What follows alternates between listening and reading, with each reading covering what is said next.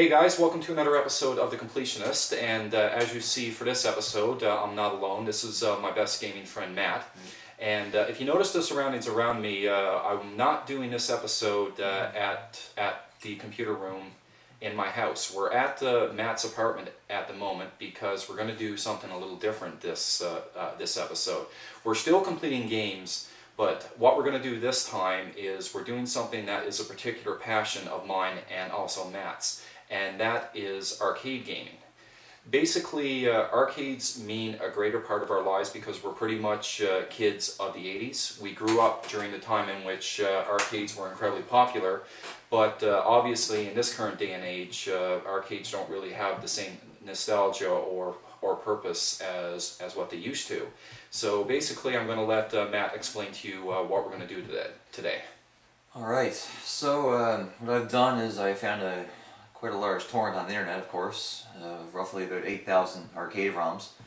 Now, of course, some of those might not actually be games. You got some BIOSes in there and some prototypes, but you know, roughly maybe around 7,500 games. So still a lot to burn through. And we're going to play them all on this X-Arcade tank stick I've got here. I don't know if you can see that very well there, but it's pretty much the best thing you can get for playing arcade games. It's pretty authentic. So these 7,500 games that we have are practically any arcade games that originated from the US, from Japan, from Korea, and they range from 1975 to 2006. So basically, we're going to show you our personal favorites and show you which games you should definitely try out. And we're doing the games alphabetically. So once every 3 weeks, me and Matt, we get together and we try to plow through as many arcade games as possible.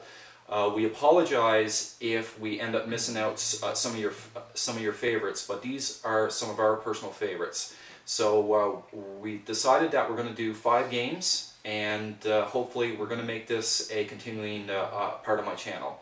So anyway, guys, we're going to show you 5 arcade games you should definitely give a try. So let's get to it. All right, let's do it. So the first arcade game we're going to talk to you about is 88 Games. 88 Games is pretty much an Olympic simulator based on the Summer Olympics in 1988 that took place in Seoul, Korea. So we're pretty much going to participate in a whole bunch of Olympic events. And primarily, the game is just a button masher, really. You know, it's meant for 4 people to play at one time in a dedicated arcade cabinet. Just for a laugh, you know, so you can press the button the fastest. Now I should say that not all of the games are just button mashers like this. In the next game you'll see it's a combination of 2. So he just finished the first event, which is the 100-meter dash. The next event he's going to participate in is the long jump. The long jump is a button masher as well, but when you get to the point where you have to jump, you have to hit at the exact right moment, which you'll see coming up right now. Okay, and you know, for a game this old, in '88, I mean, the graphics are good for its time, and you know, the sound effects, nothing to write home about, but you know, it gets the job done. It's really good and clear. So obviously with that first jump to the attempt, he never made it. So this game can be a little difficult, especially if you haven't built up enough speed and you can't jump at the right time. But overall, there is a good amount of events to play, so obviously that jump's not going to count. He got a foul. But anyway, that pretty much closes up 88 games, so it's a game you should definitely check out. So let's move on to the next one. Okay, so the next game we're going to play is The Last War 99, released in 1985 by a company called Proma. And this game is just a shooter game, you know, along a similar vein of Galaga or Galaxian, you know, that kind of game. Nothing too flashy about it. It's pretty much your average shooter game. So guys, here we are at the first level. Basically, your ship, you can pretty much move up and down, and the enemies actually come from the background. And you know, first shooter that was released in 1985, the effects are actually quite good. The sound is actually quite fresh. There's not really much in terms of the way of background music, but one of the things that sets this game apart from some shooters released during that time is you actually have a shield that can actually protect you from bullets. And you should only use it when you take an onslaught of bullets, because a part of your score is actually determined by how much shield you have left. So try not to pour it out too much. So the game can get a little frantic at times, but it's pretty easy to actually pick up and play. So guys, here's the next arcade game we're going to talk about. It's called the 1000 Miglia Great 1000 Miles Rally. Yes, I know, it's a long game. It's pretty much a racing game released in 1994 by Kaneko. And as you can see there from the first screen or two, it's a racing game. And I'm pretty sure, I haven't actually played this game myself in an arcade, but based on the controls here, I don't think it was meant to be played with a joystick. I'm pretty sure this was a dedicated cabinet thing. The gameplay itself, though, I think is fantastic, even with a joystick. Obviously, the graphics, I think, are great. You get a really good sense of speed there with the speed lines.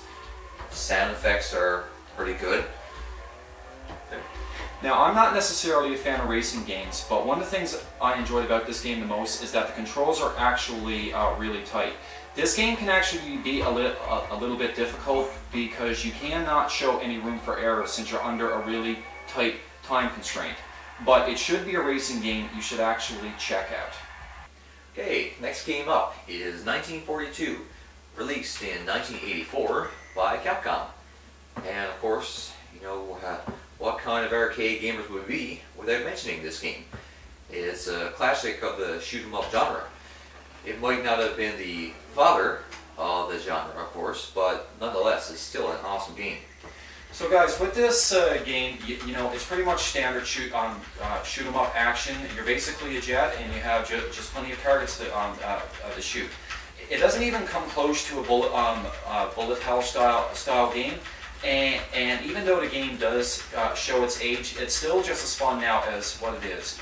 You know, the sound and the graphics are crisp, and there's plenty of levels of this game you can absolutely enjoy, and they do get absolutely harder. So with this game, you get power-ups just like any other shoot 'em up, but this is definitely one game you should try out. And honestly, how can you go wrong with Capcom? I agree. Anything by Capcom is pretty good. Also, I mean, what Derek was saying about the graphics, you know, I gotta admit, the graphics definitely do show its age. It's pretty bland, but to me, that's kind of the appeal for me. Like, it's nothing fancy. It's just straight up a shoot 'em up game, no frills. It's hard as balls, and it's by Capcom, and I just love it. It's great. So guys, here we are with our final game, and it's 1943 Kai. 1943 Kai is basically one of the many sequels to the original 1942 game that was released in 1987 by Capcom. Alright, so big things you're going to notice is the huge improvement in graphics and sounds. There's actually music this time rather than just the humming of a plane. Other improvements here, you've got a health bar, which is really useful, especially in a shoot 'em up game. It's also got this thing where you can shoot the power up on the screen and it can change different things, like it could be health or a better weapon, something like that. Controls, tight as good as always, 1940 game. Graphics again, really good. Other than that, pretty similar to 1942. It's still an older shoot 'em up, but obviously one thing you'll see with 1943 Kai is that they keep adding new things to add to the shoot 'em up genre to actually make the games more difficult but still more enjoyable.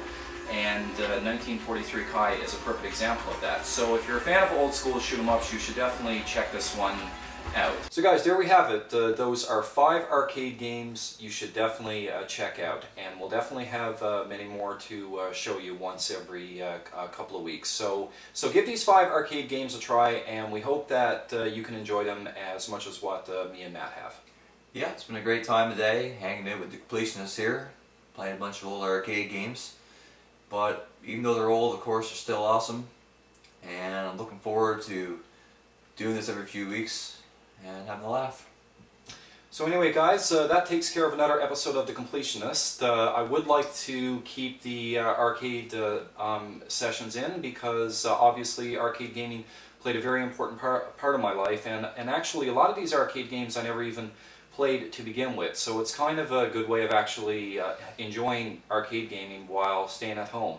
So anyway, guys, take care, and thanks for watching.